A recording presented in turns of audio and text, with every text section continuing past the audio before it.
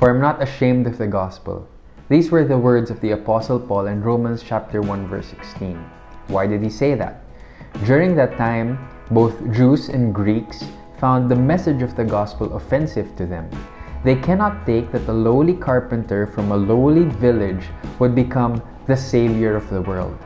Because of this, many Christians were mocked, persecuted, and some were even killed. Many were becoming ashamed of the gospel. But Paul had confidence in the gospel. He says, I'm not ashamed of the gospel. Why? Because it is the power of God unto salvation.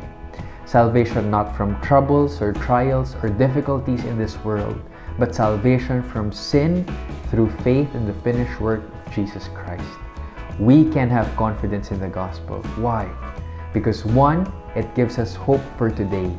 Because we know that anything and everything that happens to us comes from the good hand of the Father. That all things would work together for our good. How can we be sure?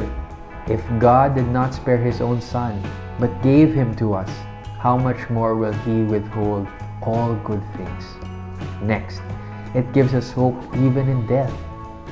All of us will die. But only a Christian can look at death in the face and say, to live is Christ, to die is gain. For us, we understand that death is not the end, but the beginning of glory. Christian, you may think that you have no message to the world today, especially with all that's happening. You think that more relevant news about medicine and sciences are important. But the truth is, now more than ever, we need to be heard by the world.